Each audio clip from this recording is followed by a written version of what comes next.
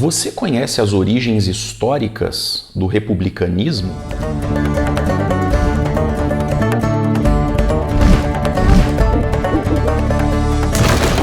Caríssimos peripatéticos, sejam mais uma vez muito bem-vindos ao canal Missionário, o canal mais catilogente aqui do YouTube, e eu, professor Renan, venho trazer para vocês mais um pouco do mais catilogente conteúdo sobre política.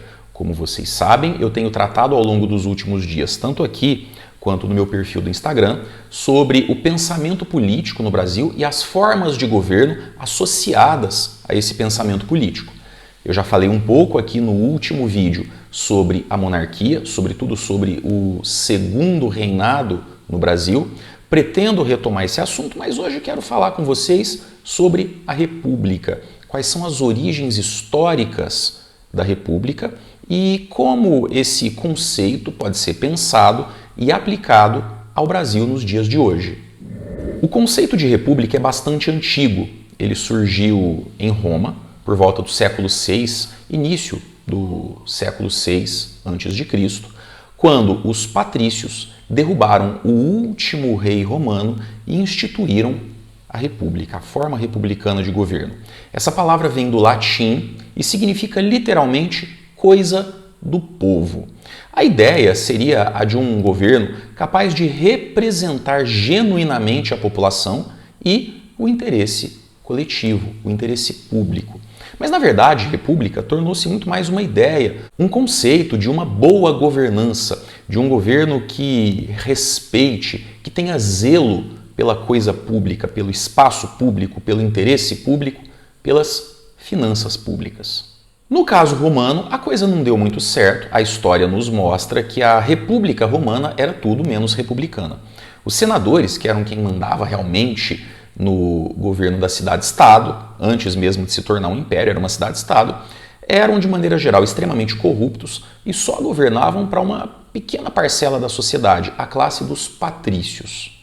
Bom, o tempo passou, aliás passou bastante, e no século XVIII os iluministas, o iluminismo foi um movimento filosófico europeu que se opunha ao antigo regime, ao absolutismo monárquico.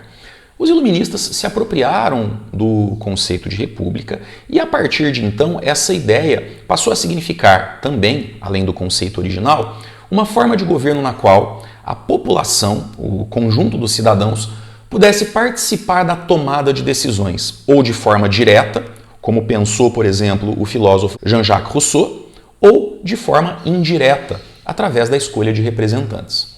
Sobretudo após a Revolução Francesa, esse pensamento, esse conceito de república se popularizou e a grande maioria das monarquias tradicionais do Ocidente acabou caindo ao longo dos séculos XIX até início do século XX.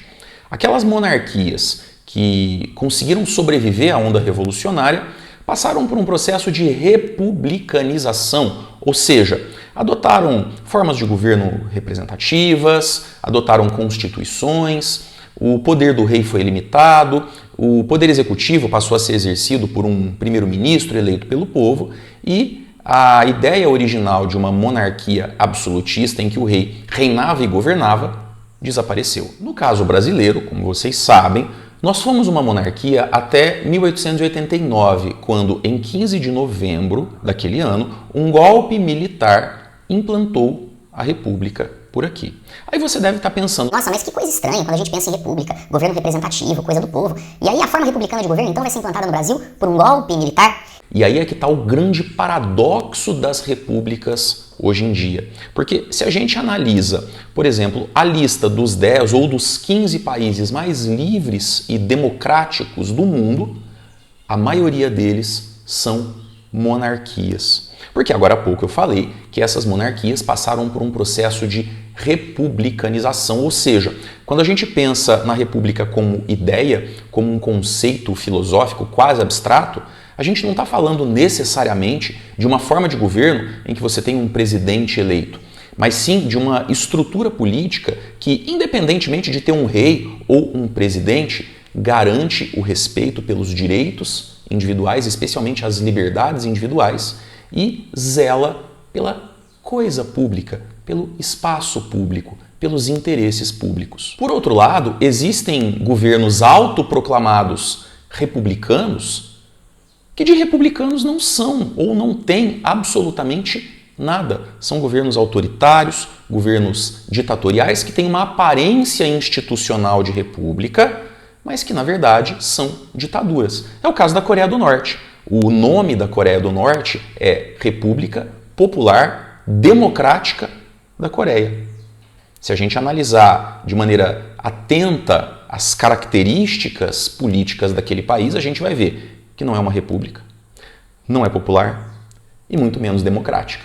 Então, quando a gente coloca em discussão esse debate república versus monarquia ou monarquia versus presidencialismo, presidencialismo versus parlamentarismo, a gente precisa ter em mente que república é muito mais uma ideia, uma orientação para uma boa governança que respeite o interesse coletivo, que respeite as liberdades individuais, que respeite os direitos humanos, do que propriamente uma forma de governo presidencialista ou um conjunto de formalidades institucionais.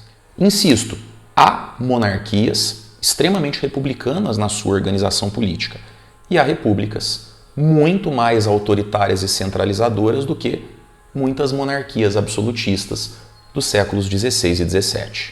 Se você gostou desse vídeo, curta, compartilhe, se inscreva no canal caso não tenha se inscrito ainda e me ajude a divulgar minha missão que está só começando.